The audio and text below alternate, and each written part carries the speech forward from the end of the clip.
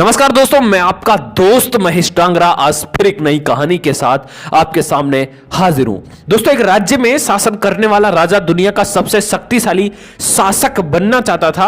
एक दिन उसे दूर देश से आए एक भविष्यवक्ता के बारे में पता चला।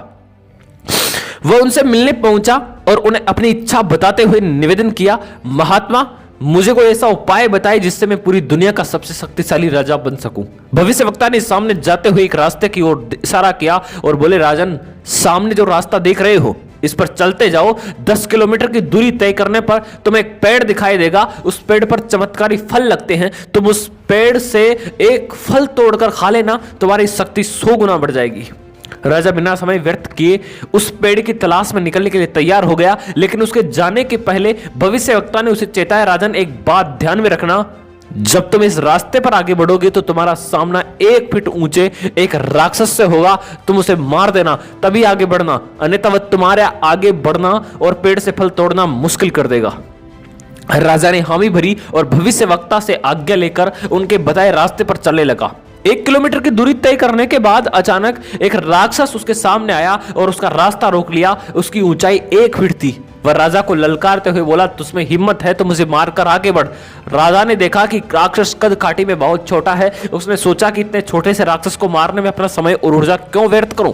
वह उसे धकेल कर बिना मारे ही आगे बढ़ गया। वह आगे 1 किलोमीटर ही चल पाया था कि वह राक्षस फिर से उसके सामने आ गया। इस बार उसकी ऊंचाई 1 फीट बढ़ गई थी। राजा ने उसे फिर एक तरफ धकेला और आगे बढ़ गया। आगे बढ़ते बढ़ते हर 1 किलोमीटर पर वह राक्षस राजा के सामने लगा और हर बार उसकी ऊंचाई 1 फीट बड़ी हुई होती। राजा हर बार उसे मारे बिना आगे बढ़ता जाता। जब राजा भविष्यवक्ता द्वारा बताए पेड़ के पास पहुंचा तो राक्षस फिर से सामने आ गया। इस बार वह 10 फीट का विशालकाय राक्षस था। जब उसने राजा को फल तोड़ने से रोक दिया तब राजा को भविष्यवक्ता की चेतावनी याद आई कि राक्षस को मार देना, अन्यथा वह तुम्हें फल तोड़ने नहीं देगा। अब राजा एक पास युद्ध के अतिरिक्त कोई चारा नहीं था। दोनों में भयंकर युद्ध हुआ। कई बार स्थिति ऐसी बनी मानो राक्षस राजा को मार देगा, लेकिन अंत में किसी तरह राजा राक्षस को मारने में सफल रहा। फिर उस चमत्कारी पेड़ का फल तोड़कर खाकर उसने चैन की सांस ली।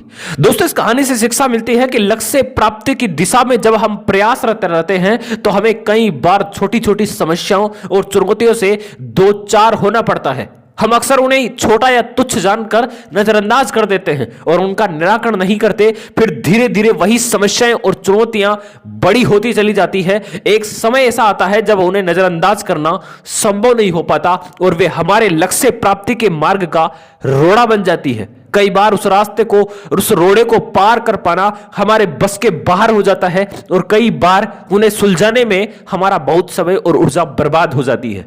बाद में हम पछताते हैं कि हमने पहले उसका समाधान क्यों नहीं निकाला। इसलिए बाद में पछताने से बेहतर है कि समस्या शुरुआत में उस वक्त ही सुलझा ली जाए जब वे छोटी होती है।